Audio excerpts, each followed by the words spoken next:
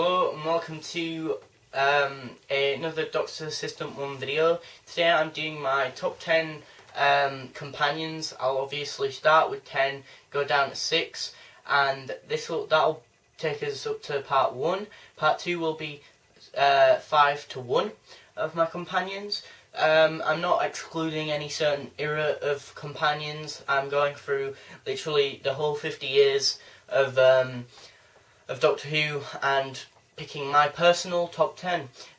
Obviously, being my personal, it's very controversial, and so I would really love it and recommend that you the viewer, go down on the comment section on YouTube and comment who your top 10 companions are and whatnot.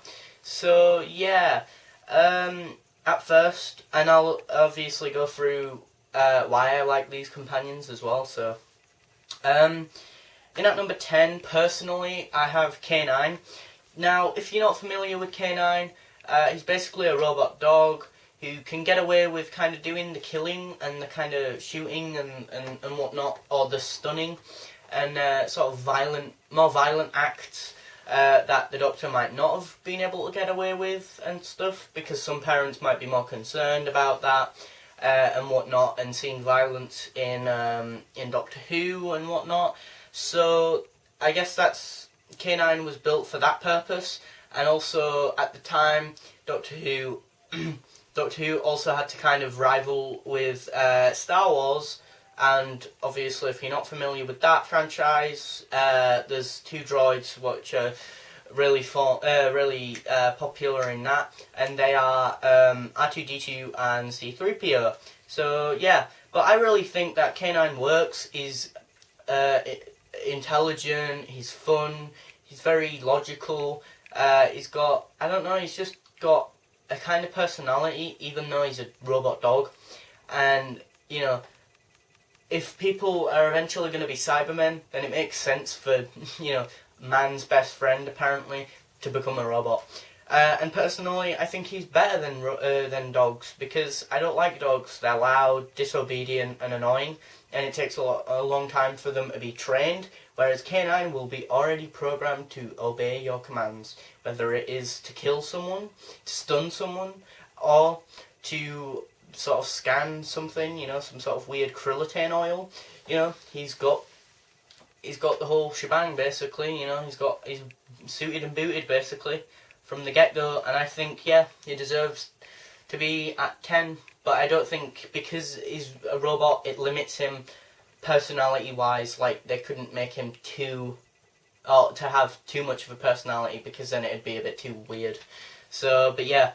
In at number 9, Liz Shaw, who is the third Doctor companion, and I think she is one of the best ones. I know most people associate the third Doctor's era with Jo Grant, but I don't particularly like her as much as Liz Shaw, because Liz Shaw was very on the same par with sort of the Doctor, with science knowledge. You're just your average kind of screaming, going, "Ah, help me!" kind of girl. She had integrity. She had a personality. It was like a sort of facade with her, because it was like you felt like she was a fleshed out character, but there was no real depth to her.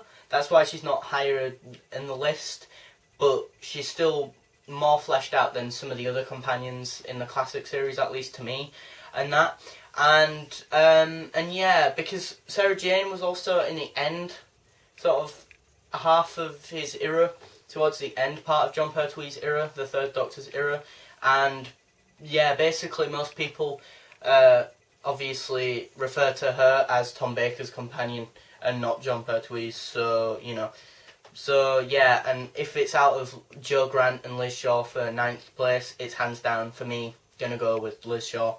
In at number 8, Leela. Leela is I think the next companion after Sarah Jane leaves and whatnot. Yeah, she is. And yeah, she's very unique because she's not your typical female. She's like a very tomboyish kind of character, or what's regarded as a tomboy now. But the way she's written is written as a savage, and basically like she'll be able to kill the Suntarans or whatnot if the Doctor hesitates against that or whatnot, because she is from a tribal race, and so there's that scapegoat again with her character.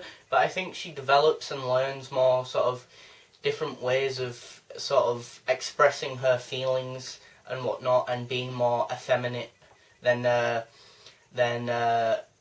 how she was right at the beginning, which I think is very beautiful with that sort of character development of her character. And I like her costume. I like the fact that she has a bow and arrow. I don't know if she uses it in the Face of Evil, but I know that the figure comes with it, so I guess that it did. She's usually with the knife and stuff, and I like how hesitant she is about the technology on and the sand miner kind of ship in Robots of Death. And yeah, she's a well-rounded and really a nice savage, which is what you can't normally say about savage people these days. But yeah, 7, I'd say Adric in at number 7, Adric, because on some level I feel like, I don't know, there's a part of my sort of young boy kind of essence that identifies with Adric. Like, if I grew up with Peter Davison's Doctor as an 8-year-old, I think the 8-year-old me would have definitely associated with Adric. You know, this kind of outcast kind of character and whatnot, very good at maths, or enjoyed maths and whatnot, and was good at it, and was just a very intelligent, enthusiastic, and sort of, yeah, well-rounded kind of young boy, really. He was like, at first I think the way they were written, or the way the Doctor and his companion, Adric in this case, were written at first with the Fourth Doctor, was much like sort of a teacher and or a tutor and their apprentice, or a master and their apprentice kind of thing, or their prodigy and whatnot. And I think that, yeah, Adric could have lived up to his high expectations the Doctor's maybe put on him, and that, or at least the Fourth Doctor. And I really do think he was a lot like, a pupil and that, and was always absorbing information and very observative and very keen and knowledgeable and very various things. But with Peter Davison's Doctor, it was more like a father-son relationship where they could bicker between each other, and only the worst of situations would make them speak the way they felt about each other. So, and then at number 6 we have Captain Jack, who personally I would put my hand on my heart and bravely say that I would say that he is, so far at least, I haven't seen Danny Pink's performance yet obviously, or his character progression, but prior to him maybe, I think Captain Jack, I'm safe to say that he is the best written male companion in the new series.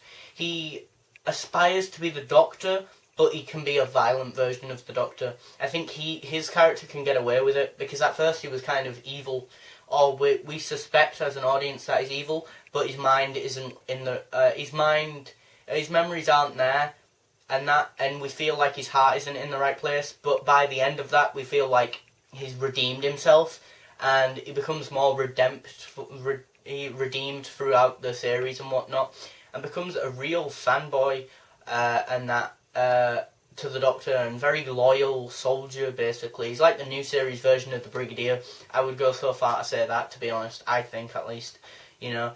And yeah, he's very loyal, very passionate about the Doctor, and would do practically anything for him, you know, to protect him from harm's way, really. And I think the Doctor wouldn't admit that he has people like that, but he does, because I guess people like the fact that he doesn't admit that he has such strong people to protect him if needs be, you know. And he's well-designed character, Captain Jack. and he's got a cool costume, and he is like, yeah, he's like an alternative, cooler version in some ways of the Doctor. You know, the Doctor's all sciencey, nerdy kind of thing, but the Captain Jack's more like a motorhead kind of car kind of enthusiast, whereas the Doctor's more of a science nerd or maths nerd. You know, they're both extremely passionate about things, but completely different, but both sort of kind of, you know, accept one another's passions, and they're a really unstoppable force when they are together. That's the end of part 1, which is my first part to this 2-part series of videos, which is my top 10 companions list. Stay tuned for top 10 companions list part 2, which will be from 5 to 1. Thanks for watching, comment, rate and subscribe.